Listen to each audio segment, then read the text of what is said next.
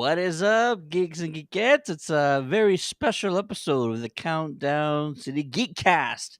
My name is Ted, aka Steady. Joining me is the man behind the magic, Joe Garcia.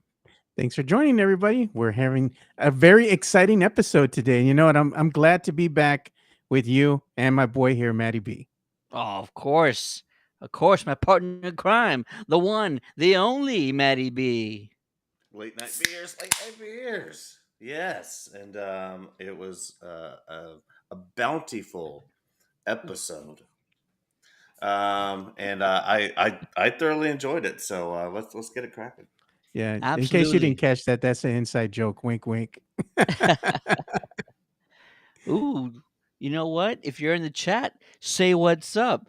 We are going to be talking all about The Mandalorian. Today's episode, chapter 18. It's always weird because you watch these things late at night and then it's just like the whole day is gone. I just whatever. If you haven't seen it yet, pause this video, come back after you've seen it, but definitely let us know in the chat how much you love this episode. Hopefully, you guys love this episode because there was a lot to like about it. We all appreciated it, and we're going to talk about it right now. Thomas Hewitt, I see you, Thomas. He says, "Hey guys, have y'all seen Scream 6 yet? I saw it earlier. Have not. Yeah. There was a screening earlier in the week, but we were booked solid. We had two very important interviews on the same night, so unfortunately could not watch it. No spoilers, but I'm sure you liked it, right? You liked it? Let us know if you liked it, man. I'm hearing good things about it. Derpy, love the pun there. Absolutely. Again, The Mandalorian, Chapter 18 breakdown, The Mines of Mandalore. Can I just start off by saying this season's moving along kind of quick and swift if you know what I mean. I thought we were going to get kind of take some time to get to Mandalore, but no, they're kind of stepping on the gas here. I'm glad we're already there. I'm glad we're already in the mines. We're already in the living waters. Like it feels like they're sort of getting in a hurry towards something. What that is, I don't know. But there was a lot to like about this episode. Let's just go around and do kind of general reactions. Joe, we'll start with you, man. What do you got? No, I gotta say, season three has been such a joy. One and two, episodes one and two. The pacing has been impeccable. Unlike the Book of Boba, this thing is moving at a healthy clip, man. It's getting things going. It's keeping things going, and nothing has gotten stagnant or stale. So I'm enjoying it, and we get to see a little bit of what little Grogu can do. He's not so useless. He's got a little bit of a little dog in him. I like that. you know He is formidable. He is one with the Force, and the Force is with him. he's Matty B. small but mighty, like the Chile Absolutely. Pekin. It's not about the size of the dog in the fight. It's about the size of the fight in the dog, or in this case, the baby Yoda. Matty B, your thoughts on Chapter 18, my man? I thought it was good. Yeah, again, I wasn't expecting another 35-minute episodes, which really gives us about 29 minutes runtime. And they are moving quick. And so, hopefully the length of the episodes picks up a little bit. That's been my only complaint about the first two episodes. Keep the same pacing, but give me, at least 40-45 minutes at that rate. But I loved it. I thought it was great. Grogu getting a little bit, adventurous with the pod, handling his own a little bit in certain situations. Um, and of course, and a little bit of, I would say, S word tension. Um, would a little bit of heat between You the two think of so? those. All right. Yeah, I All think it's right. like a love hate thing, but Yeah. she doesn't know what he looks like, so actions speak louder than words, I guess. Hey man, but I'm gonna say it real quick. Bo Katan was looking good in this episode, man. That's all I gotta say. That's all I gotta say. Yeah, she was looking ripe. Um, To be fair, when has Katie Sackhoff not looked amazing in yeah, anything she's done?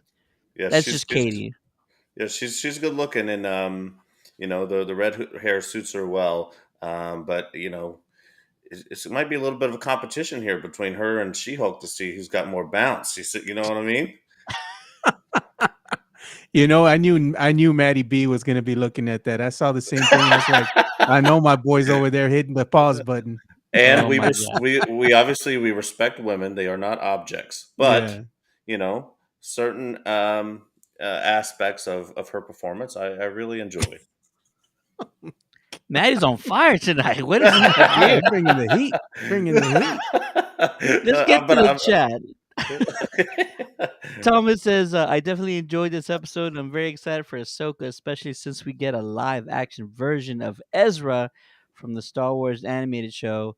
Grogu is the cutest and the coolest character. I completely agree. 100%. Absolutely. Derpy says, I'd put this season at the level of Book of Boba Fett with the No. Disney-fied stuff. Disney-fied? What's Disney-fied about this season so far? This yeah, season's I don't like see that at pretty all. good. Derpy, are you enjoying season 3 of The Mandalorian? It kind of makes it sound like it's not. But I really enjoy what's going on right here in this episode. Hey, you know what else we got that's kind of new? Grogu is speaking, and that's Yeah, exciting. a little bit. Who would think that one day we would get excited about like a baby creature in Star Wars talking for the first time? It's all like we're all parents and we're all enjoying these first words. You know, it's just like we're all just proud parents. Like, oh my god, he's talking. Pelly really his first word? I don't know what he's saying, but it's He so did say her. cute. He did say her Did name. he? That's And awesome. he had a few growls at Bo-Katan too, Yeah. like "Grrr," like he did like the her attitude, you know. But it's like when you get a new stepmom or your dad's dating somebody new, sometimes the kids don't really like it. I But don't know. He might have been growling with that walk. I'm just saying. Grrr. Yeah, for real. Hey, but did anybody notice Pelly? She had her tooth missing still. Yeah, Like from the end of Book of Boba. It's like that was a yeah. nice touch. Suits her. Yeah, absolutely. And Uh, her Jawa, man. I was like, dang, man, this girl.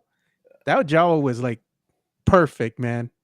Seeing him flipping out of the ship to Seer was pretty cool too. Like, you know, he's taking a little bit more liberties. The first two Yeah. seasons, he's very shuttered in, like sort of scared of everything, and you know, he's sort of getting into his own. And you know, it's probably growing in trust not only with the Force but with Den. He's like, okay, Dad's got my back. I'm good. You know, I can take a little bit more risk here. Did you see Din Jarwin? He had baby Grogu now. He's sitting up in the front. He no longer needs to be in his little pod in the back Yeah. anymore. He's like, you sit up here with Dad. Well, he's showing him how to navigate, and we Yeah. saw him navigate himself back to where Bo-Katan was because Yeah. he showed him that specifically earlier in the episode. So So he's that learning. was that was. But we heard Bo-Katan in that scene. She goes, "Time to finish him." Yeah. Yeah. But then doesn't carry the same energy once she arrives, and No. we not at all. Right? That was kind of weird. It's strange that the showrunners, let's just say Filoni and Favreau, are subverting the expectations of what the fans were thinking the season was going to be about. We previewed this damn season. We were all like, "Uh-oh, Din and Bo are going to war, and this is going to happen, and that's going to happen." And so far, 2 episodes in, not only are we not there, but it doesn't feel like we will get there. It feels like there's a certain level of respect that's actually growing between the two of them. And now with the way this episode ended, it's like, what's gonna happen now with the freaking mythosaur living in the waters? That was pretty dope and epic and insane. And it's just like Favreau and Filoni are just they have a whiteboard of like all the coolest things you could see on these shows, and they're like checking off each one as they do them all. Ah, Baby Yoda, yeah, let's do that one. Ah, Mythosaur, yeah, let's do that one. Uh, Boba Fett riding a Rancor. That yeah, check that one. Like all these cool things, just they're doing them all. They don't care. They're gonna make it work, and this is pretty good. Derpy says the tone. The tone is what he does not like. He says it's very lighthearted since the previous seasons. If you don't see it, then you might want to go back and watch the first and second season. There's a difference in tone completely. Have we? There's a certain part that was very justified seeing him flip. What do you mean? A lot of Jedi's flip, and he's been taught by Jedi's. He's been taught by Luke. They all flip, regardless if he's growing. Episode 2 was definitely slightly better than the first. Um, Oh man. but yeah, it was super interesting how Favreau let Mandalorian hold some L's this episode. He got caught holding the L twice. He got caught up by this General Grievous spider crab looking thing, Right? and then Bo-Katan has to save him out of the waters of Mandalore. He was not the you know badass that he normally is. He had to get saved by Grogu and Bo-Katan basically the whole episode. It was an interesting role reversal there. Yeah, not only that, it kind of feels like right now, especially the end of this episode, like Bo Katan's complete mantra or the her code or everything that she lives by is pretty much been flipped upside down. You know what I mean? Hmm. Like she doesn't believe in the myths, the legends, the lore, any of it. Doesn't believe in any of that. And now she has no idea what to believe and where they go from here, like what they do in the next episode, um, is anybody's guess. If they're going to band together and fight this creature, I don't know if they need to. He's already bathed in the waters. Has he bathed enough? What happens after this? I have no idea. But I think the mythosaur is like more of a, I guess they can take it as a sign. It's like a an iconic creature, that's like really not really prevalent. It's kind of rare. It's a symbol of their people. You can even see absolutely, it on the Beskar armor. That's their symbol. It's yeah, of course. the mythosaur bone. Or the head of the mythosaur, the skull. So I think that she might and he might take it as a sign. That maybe they need to start reuniting the people, and not only that, but who caught Bo Katan. She's being too nice at this point because she went outside, her little palace there because she thought it was Din coming back for a second visit. She's like, I don't want to be bothered. She thought it was little Grogu, so she went to go help. But everything has a cost, a price, and I think with her helping him, she's going to want something, and that something is going to be, I want to challenge you for the dark saber, and I think that's what it's leading up to. And I think beyond that, it looks like they're starting to find some type of a middle ground, even though they might have different beliefs at the core, they still want the best for their people.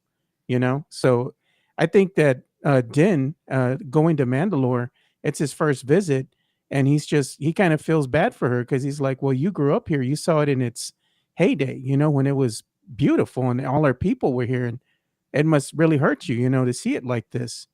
And to him, it's just fascinating, like, wow, this is the home world, and he's never really been there before. He even said, I grew up on the moon, you know and then when she's telling him that story about her father, and he goes, my father perished defending Mandalore, and he's like, this is the way, this is what we do, and she's like, maybe she heard her dad say that too, because she kind of like was taken I, aback, like, this dude's I ready. think I think she gained respect for him there. I think it Yeah, showed that he was like patriotic, if that's the right word. yeah, like he's willing Um, to die for this. yeah, and so the way Yeah, the tonality of what he said, we all got proved wrong a little bit. I think in our last panel with all of the guys, the panel of friends, all of us were on a similar thought pattern of Bo-Katan is going to have to maybe kidnap Grogu or whatever Yeah, it that's might what I be, said. or she's going to send him to. Another theory was that she's going to send him to Mandalorian, knowing that something there might kill him. So both of those theories got disproved, and I thought those two were really solid ideas. But they both got disproved in this episode. She could have easily just kidnapped. Well, maybe not easily. I mean, Grogu is probably not too easy to kidnap at this point. But she could have tricked Grogu or in some way, or she could have just let Din die there.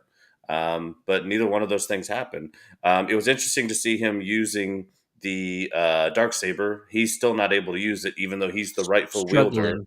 Yeah. Based on battle, she picks it up and is zooming around with this thing. So I don't know if I'm even is this whole I have to win it from you in battle thing even a real thing?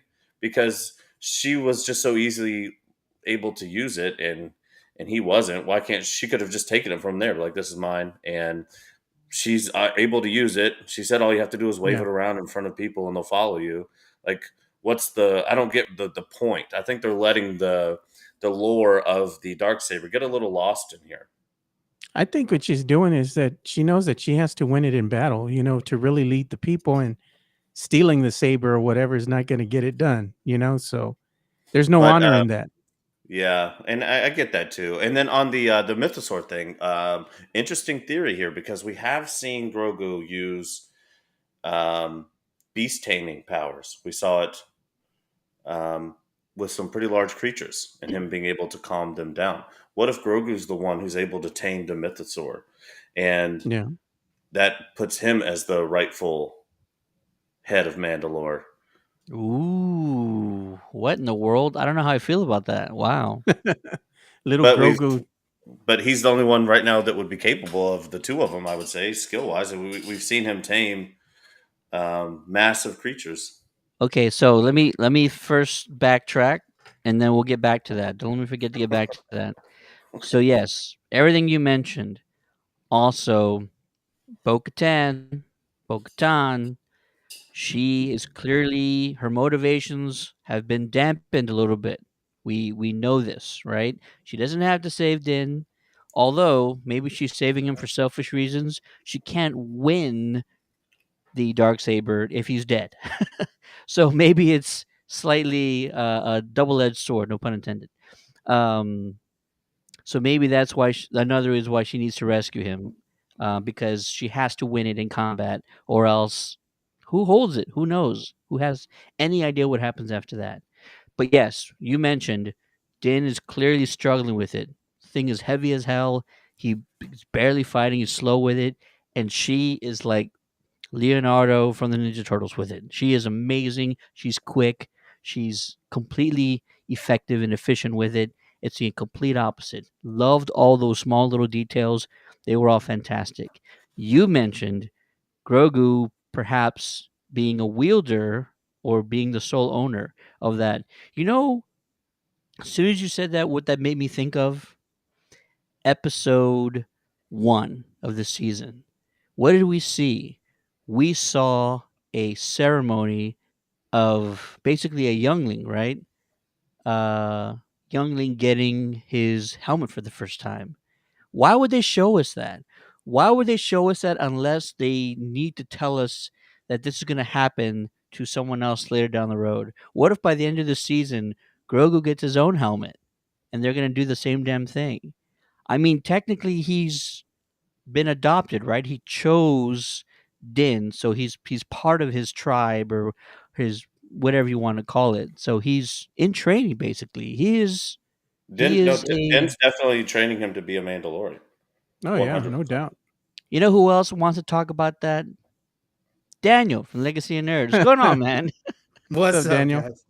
I saw y'all jumping on, and I was like, "Ooh, I don't want to talk." But I had the baby in my arms; she just fell asleep. So, uh, I this was episode I actually thought was one of the few episodes I wouldn't have mind seeing in theaters. Um, Ooh. that and I don't say that a lot because I already pay the $15 to monthly, so I like it already getting a part of my subscription. But even just the beginning with when they were going through the fireworks scene, I really would have liked to see that on the big screen and just really much more definition than 5K or 4K. But I thought the episode was there was a couple things I had the episode. I did enjoy the episode. I enjoyed the episode watching it. My thing is still like, why is Grogu there? Like, he has all these people that are willing to babysit Grogu, and he's like taking him to a planet he doesn't even know Grogu can breathe on. So I'm like, dude, like, I don't know what's going on at that point, but okay. And then I kind of made it. Well, he has his force. mind, he's powerful in the Force now. He can probably take care of himself a little bit easier now. But other than that, that was my only issue. I did not know what came out of the ground and grabbed him. My first thing was one of those sandworms or whatever that looked like Dune. But whatever Boba Fett got eaten up, I was like, holy crap, those are on Mandalore too. So but that whole mechanical thing, I was waiting for him to say like, oh, that Grievous survived and that's what's left over of Grievous. I was like, oh, because that'd be dope. Because he was kind of That having would be dope. that weird breathing thing, and he was all exoskeleton and stuff like that. And Grievous like definitely took advantage of his limbs and kind of always walked like a spider and all that stuff. And I was like, ooh, and especially his little staff, because remember his guards always had those like electric staffs as well, and he had one. So I think that's something that they could have expanded just a little bit more, or if they expanded later on and said, "Oh, you killed the king," whatever, and that's fine. Um, Grievous's daddy. but yeah, I mean, I thought it was a really good episode. I was happy with the length than the first one. Um, I kind of said last week, it looks like we're going to have the adventure of the week sort of thing. The only weird thing, so like when he walked into the waters or whatever, The like living waters. yes, he just like bloop, like went all the way down, like nothing. Like he didn't think to activate his rocket, or like I He don't know. took his And then pack off. oh, did he take his back off? Yeah, Okay, Yes. before he got in the water. okay, I didn't see that part. But next thing was like Bo-Katan was looking at him like, I know what's gonna happen. Like I felt like she knew exactly what was gonna happen. Like he was just gonna go in because it just looked like she was waiting for it. And whether that was the case or not, I don't know. I was like, my first thought was like, oh, she's gonna go get the saber. I was like, I didn't know if he had the saber on him or not. But she just grabbed him, saw the mythosaur, and I was like, okay, so mythosaur is real. That's a thing. And I like what Maddie B was saying, like, or somebody was saying, I had it in my ear. I apologize, but one of you guys were saying that uh, whether the mythosaur being either it's a symbol of like Mandalore still being alive and still having hope, or someone using this as their avatar Jake Sully moment and becoming tribe king sort of thing. Yeah, no, I was um, saying that it's a symbol of the people. It, Yeah. it unites the people because it's rare, and it's such a huge beast you got to tame, kind of like you were saying Avatar, with Jake Sully, So can you imagine like if whoever Din Djarin was able to tame the mythical mythosaur, his name would be infamous, go down in Right. infamy amongst the whoever's Mandalorians. able to tame and ride it is the true leader of Mandalore. So that's because that's been going on since before the dark saber, I believe. Yeah. But the dark saber is kind of like their version of that now. But if you like, Bo-Katan wouldn't need to take the dark saber if she's able to ride the mythosaur. It wouldn't matter. But I think Grogu is going to be the one who is able to tame the mythosaur. Joe I was like it. saying Joe was saying last week about the dark saber choosing the wielder, and the person that wants to rule has an easier time using the dark saber, and that really seemed the case today with Bo-Katan for sure. Mhm. Like she was just like she looked like probably a young Padawan with that Yeah. lightsaber.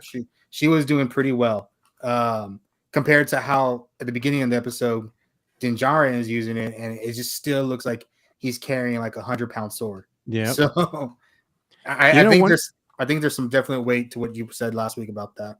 Yeah, one of the things too that I didn't think of until now, we're all talking about it, and we're kind of talking about one little Grogu, is little Grogu has his Beskar chainmail underneath him, right? You really can't see it.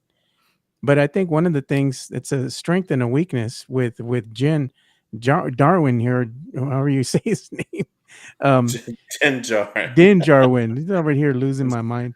But one of the things is like that's his kid for all intents and purposes. They have the father son bond, Yeah. relationship going on. And right now, Dan, I think, doesn't really know what he wants, and that's why he's fighting the dark saber because he doesn't know what he wants. Mm. The dark saber's like, you're either gonna rule or you're gonna be a badass, and we're gonna mow some people down. and because he really doesn't know what he wants at this point, he's conflicted, and the dark saber senses that, and that's why it doesn't respond to him. That's why it's so heavy. I think one of the turning points for him could be in this upcoming season is something happens to one little Grogu where he thinks he lost him, and at that point he flips the switch, and that's when all hell's gonna break loose, and that thing won't be heavy no more.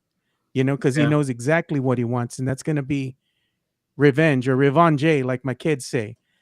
So that might be the catalyst that really pushes him over the edge here, and finally, the dark saber will respond to him because now he has focus. You know. And then when Grogu comes back to him, he's gonna grab Grogu. He's gonna say, "I love you, baby girl." Oh. He might um, say that to Bo Katan, but that's for the Geek Hey, after dark, man. who wouldn't there say that was to Katie? there were some moments though that we hadn't really heard too much. Bo-Katan a few times refers to um, Din, while she's talking to Grogu, as your father. She Yeah. says to Din, your son, and he didn't correct her on anything like that. And there was another moment when he said, "This is where they're sitting in the ship and looking at Mandalore, and he's got the radar up and kind of showing them, this is the moon that I grew up on. This is Mandalore. This is Bo-Katan's planet." And he said, "This is where our people are from." And it's Yeah. only them two there. So it makes sense to me that we're gonna at some point at the end of the story. I don't know if it happens in this season, but we're going to get a dark saber wielder and somebody who tames the mythosaur, and the pairing of those two, whoever it might be, is going to restore Mandalore, whether it be that planet or they go to another planet and start new. But that's kind of my guess for it. But Grogu's the only one we've seen tame with beast taming powers. So, I wonder if we'll Grogu's gonna see. get a little helmet. That's what Ted was saying earlier in Yeah. the So episode. yeah, we actually just mentioned that before you jumped on. Matt was saying the theory is that Grogu will actually wield the dark saber, and as soon as he No, I said was saying that, he'll ride the mythosaur. oh, okay, Yeah, yeah, well, and then be the true heir to the yeah, dark saber, right? yeah. And so that would make sense because they've already established what a ceremony of giving someone their helmet for the first time looks like. Why else would they be showing us that unless Grogu was going to be getting his helmet for the first time, and we'll probably see it by the end of the season. And he is part of the tribe. He is a foundling. There's no doubt about it. No one's going to say otherwise. He is like 100% considered a foundling, Well, just hopefully, as Din was when he was younger. Now Grogu is basically what how Din was saved. yeah, and hopefully, Din gets rid of this need to be a part of this sect that has to keep their helmets on, because it would kind of kill the aesthetics of the show if Grogu, every time we see him moving forward, he's always has a helmet on. You know I what feel I like if mean? they had a helmet, it would be like the gladiator helmets. Like you can still see his face a little bit, like Yeah. or Um, he has a face mask they can take off and on because he has such an awkward head. yeah. My only problem with the Grogu Darksaber theory is that it's just so big for Yeah. his little hands. Well, I was just thinking about that, and the only way that they could change that is if because it has like a mind of its own, right? Everybody keeps saying that. What if like once he wields it, if someone his size wields it, the saber only extends a certain length. It Well, the sort of saber, yeah, the saber can adjust itself. It's the hilt. The hilt is big, mm, so they would have to make a new hilt. But yeah, you're right. The saber does adjust to its user. That's why user, yeah. Yoda's blade was only so long. But I'd like to dive into the Darksaber a little bit more. I want to know what crystal is in it. I want to know like why it has these unique properties, how Tar Vizsla was able. I wish they would kind of dive into that a little bit, but there's only so much show that they can they can put on screen. Derpy's keeping us entertained in the chat. He says, "You know what? Looking at the idea for Grogu knowing Disney, they do it to sell toy merch, which technically has carried by a mile more than story for the Mandalorian." Oh, but we all love our Grogu merch. I have a couple of small items behind me somewhere. And then he says, "Can I say the line, fellas? Damn, Daniel back at it again. What a great video that was. Yeah, and then he says the ending just upset him, but it's a great cliffhanger. Seeing that mythosaur and then it cutting out, it's leaving us left to talk about it in this way. Like, how does Bo Katan react? How does she what's her next move? Like I mentioned, it's not just that she's saving the person that she really wants to defeat in battle. Whether that means incapacitate or kill, I'm not really sure what the rules are, but she needs that sword. She needs that saber. And now she's been crapping on his religion this entire time, and it turns out it's all correct. Like she she kind of just found Jesus in a way. So what is that going to do for her? It's completely turned her ideas and her thought process on its head. It's a great thing that we're left with those thoughts and left to talk about it. So can't wait to see what happens next episode. It's great. She Yeah. also had, she also had the blankets on the throne, so it looks like she has been sleeping on the throne, just kind of hanging out there. I've been Hey, I've been seeing TikToks like, why was she just sitting on the throne like that? Was she there the whole time? And there's like this one where these people were like, oh, Manda's coming. And she's like sitting like, oh, and she like runs, puts on her armor, and then she goes to sits on the throne, and then she's like, I've been here the whole time. What's going on? Yeah, yeah, it's hilarious. But it was funny that there was a blanket on there because I don't know if any of you, I know all of us do. If you live with a woman, they always sit with a blanket on this chair. this is true. My Um, wife has a couple. She doesn't have just one. She got like 3 or 4. yeah, I just thought to me that was funny that was there. I mean, I'm sure that's not the reason, but it was just a funny thing that I noticed too. Where does it go from here, guys? What happens next? Joe, what do you think? Well, I think what happens next is we're gonna start seeing. I don't know. I think we might see that finally lead up to maybe Bo Katan and Din going toe to toe for the dark saber in front of the armorer, because it looks like at some point, if you're watching some of the teasers here, that they are going to in fact fight in front of the armorer. So that means that maybe Bo Katan is going to follow Din back to the place where all the other Mandalorians are at, or his faction. So something happens. I don't know if they get called up to Mandalore, or she goes over there with him, Well, but definitely that's coming. they're gonna be pissy if she shows up because Oh yeah. she's part of the what do they call it, Death Watch. So they hate them. So it'll be interesting to see if that's the Yeah. case. Yeah, but I think it's going to be another wild ride this season. It's moving at a healthy clip. You love the pacing, you love the action. The only thing I don't like about this season is in these 2 episodes, especially in this one, they've gone back and they've made the Game of Thrones mistake, and Maddie B knows all about that. The scenes are a little too dark to enjoy, Yeah. so we That's need why to I add a thought it would little have bit been more better to. lighting. Yeah, that's why I thought Yeah, it'd be better in a theater, uh, for that second part. But the first part, I was like, I really want to see them fly through the fireworks like that. 'Cause that would have yeah, been, that was dope. especially in that speeder, because it would have been really cool. But we would have seen more of the little details they put in, especially with that little Grievous wannabe dude.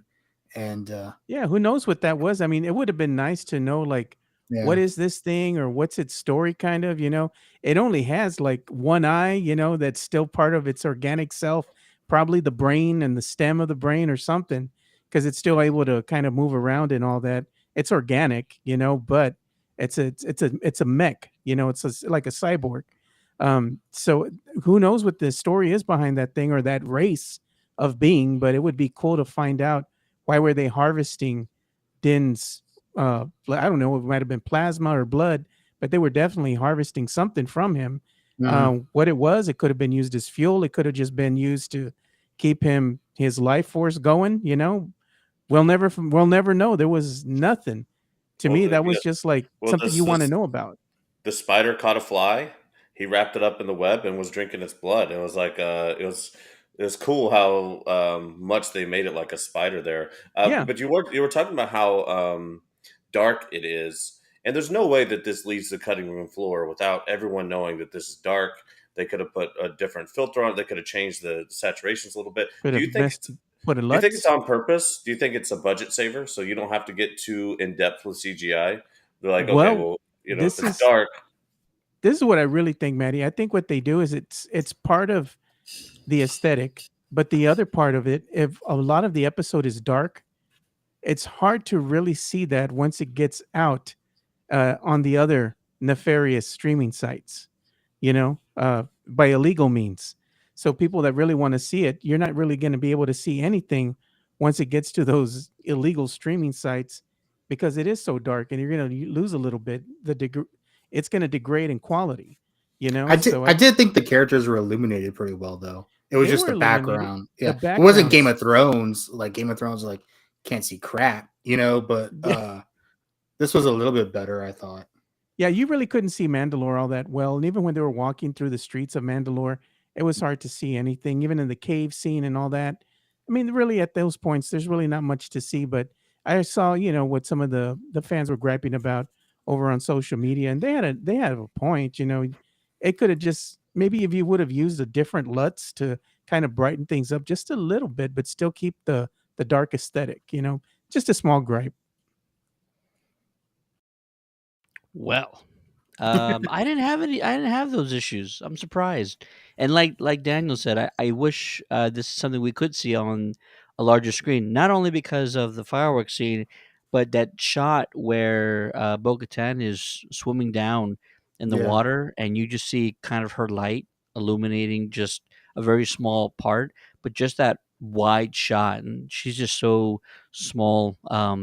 Just using her jet to kind of go down as far as you can with that light. It looked beautiful. I loved it. I didn't have those issues with the light. Yeah. That's interesting. But how does the pack stay being able to propel her if it needs oxygen to go ahead and give thrust? To me, that's an enigma. I'm not going to ask questions, but technically, it should not be providing thrust when you're underwater because really there's no oxygen in the air that you need to provide thrust. When you go under the water, it's different. You would need to use turbines or something, but that's just me, being This a is little rocket stickler. this is Rocketeer rules here. There Yeah. you Rocketeer go. just So they take well, you I mean, anywhere. submarines shoot missiles underwater, right? yeah, but they Uh, used they use like a propeller to go ahead and provide the thrust to move that torpedo or even the submarine forward. They're not using any type of ion engine, which is going to be heated plasma, and you're going to need an oxygen source to provide that. I'm just saying. This Unless it is doesn't need also it. a galaxy far, far away with a technology we don't have yet. But Yeah. you're probably right, Joe. You're probably right. Real quick, if anybody thought like, hey, that R5 droid looks a little familiar. Dude. Well, that's because he is the same Okay. R5 droid that we saw in episode 4, I A was New wondering Hope. that for sure. Yeah. He is the droid that saved the galaxy, which is a big fan theory that um, when he exploded, when Luke saw him for the first time, because Luke said, "I'll take that droid," and he self-inflicted. That way, R2 would instead go with Luke because R2 knew the importance of him going with young Skywalker. Great fan theory, but yeah, that is the same droid there. He's been on Tatooine this entire time. And it's funny that Pele says that he was part of the Rebel Alliance. I wonder what that means. What do you mean he was part of the Rebel Alliance or he fought with them? This droid has seen some stuff, and it's. I would be interested to find out if something comes out later on where they kind of go into those stories. But yeah, that By the way, is the when droid. that lady was talking, I forget her name, but Pelly. yeah, Jawaese. Was that the first time we heard a human actually speak Jawaese? Yeah, dude. We were talking about that too. I said, man, Okay. that her Jawa was like perfect, man. I was like, I don't think I've ever heard a human say it. We just always heard "Meow, meow," and like that was it. Yeah, and she said that her ex-boyfriend was a Jawa. Remember Oh, that? that's interesting. That's weird. Yeah. She's very fluent. I wonder if any of those Jawas are Leilani Shu.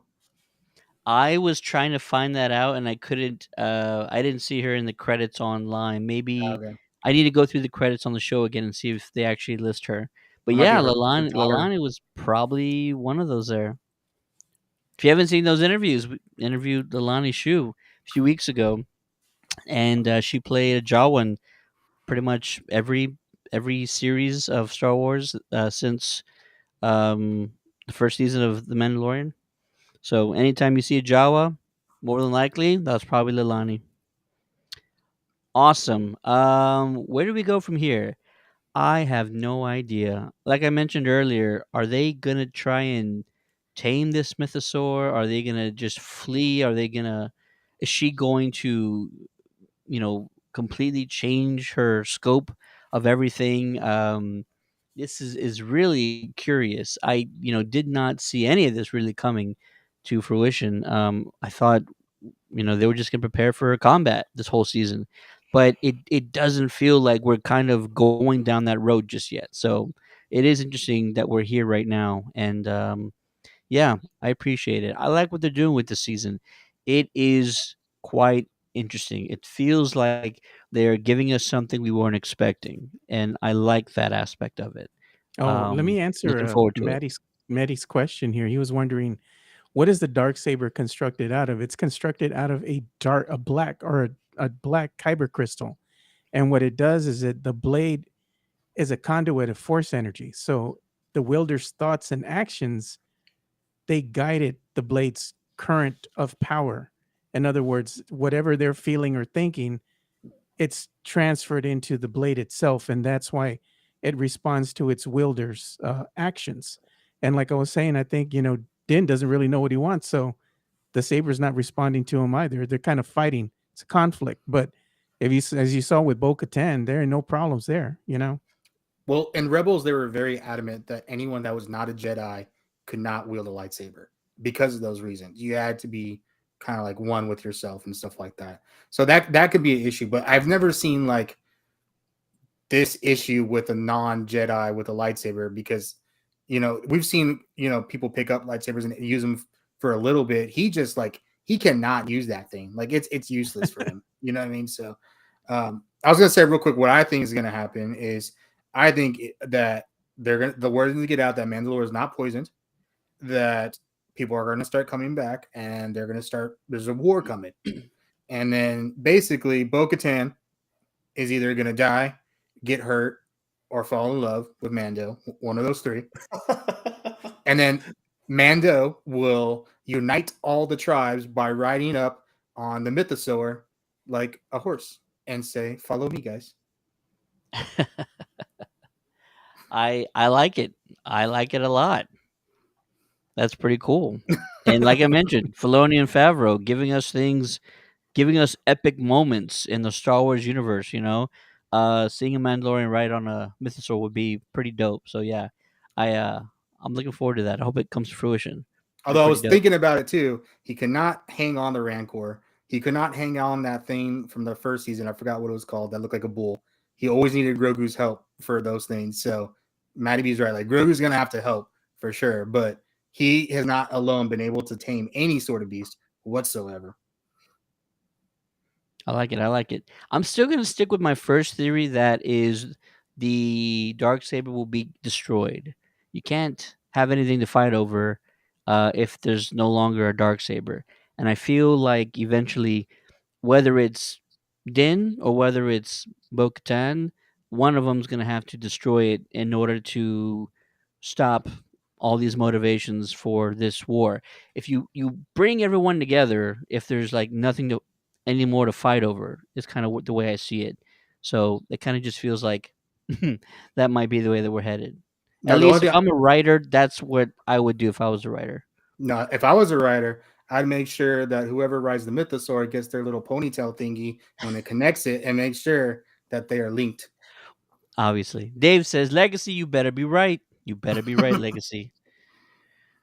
Awesome. If I was writing, I would make it to where they secure either one of their moons or one of their planets back after someone wields either the dark saber or rides the mythosaur, unites the Mandalorians, brings both sects together again, and then it can be used as a haven and protection for some of the wary Jedi that are out there who can help Grogu continue his training.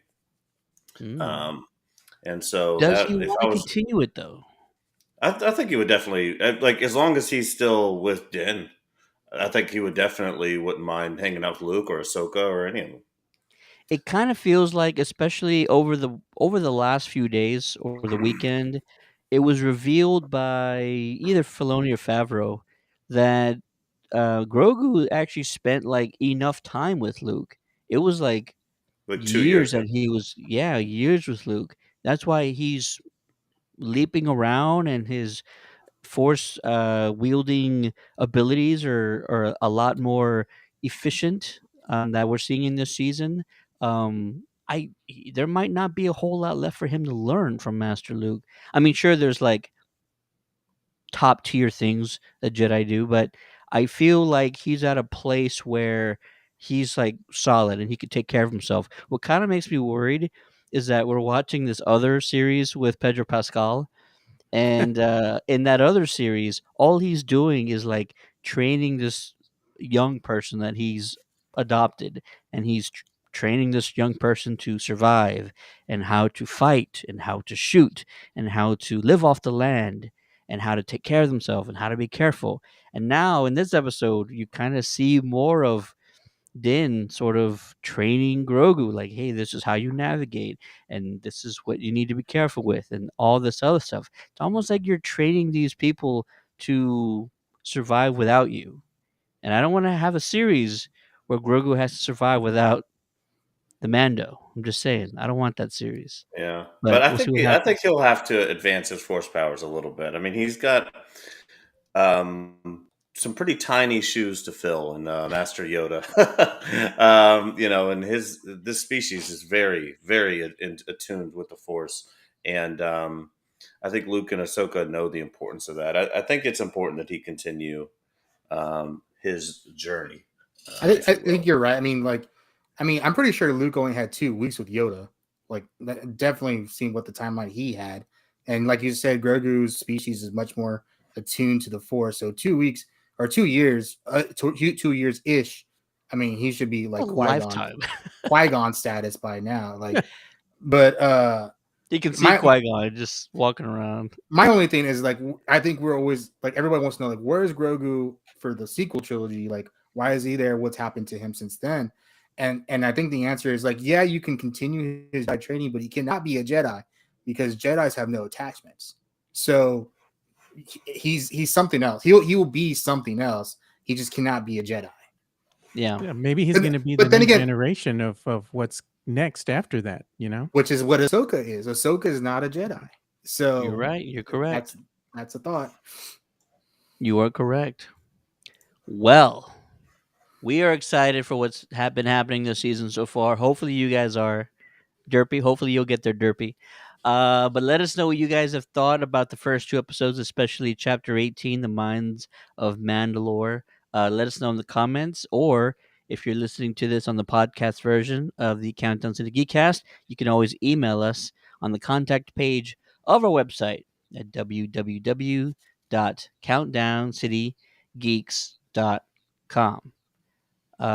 Last thing I'll mention tonight is we have a couple of events going on this weekend. They're small events. Not sure if you heard about them or not. I'm just kidding. This is like Power Rangers Central for this week. Like we will be the center of the Rangers universe pretty much this weekend. If you've missed the headline, Hector David Jr. is heading to More Phenomenal Expo March 11th and 12th at the Wonderland of the Americas Mall. Free to get in, free parking. Um, just bring your money so you can get some autographs, take some photos with your favorite Rangers. This makes 14 guests at this all Power Ranger event. And then also March 12th, the legend himself, David Yost, will do an in store signing at my favorite comic book shop, Dragon's Lair Comics and Fantasy, the Alamo Ranch location. That's on the northwest side of town at 1604 and 151. There's the address right there. All I can tell you about that is show up early because there it is a limited signing, but we'll see what happens. I don't want to promise anything, but if you're any kind of Ranger fan, this weekend the place to be is in San Antonio, Texas. It's going to be one hell of a time. and pretty much majority of our team is going to be involved in some shape, way, or form. General Kenobi, hello there. How's it Yeah. going, sir? He I should know have he been on loved the this show episode. too. I He think he's like on 7 shows today, man. he's trying to get some sleep. He hasn't slept since the premiere. Love to hear his thoughts. We'll get him on next week for sure, for sure. All right. That'll do it for this episode of the Countdown to the Geekcast. Appreciate everybody for watching. Be sure to let us know again what you thought about The Mandalorian, the first 2 episodes. For the Geekcast, my name is Ted, aka Steady. Joining me is the man behind the magic, Joe Garcia. Yeah. Thanks for watching, everybody. And like always, make sure you subscribe, like, share, and also go ahead and check out our brand new website at countdowncitygeeks.com. We also got my partner in crime, the one and only Matty B. Yes, thank you. It's good, nice, refreshing. I know we'll get back to Ghost Heads at some point here soon. Maybe we'll have to pick a different day for it, but Wednesdays are for Mando right now. They got to be. This is the way. This is the way. I like that. I like that. And joining us from the Legacy Nerd once again, you know him very well. It's Daniel. All right, guys. You have a good night. It's late. Let's go to bed. Yep. Thanks for watching, everybody. Appreciate y'all. Have a great night. And this is the way.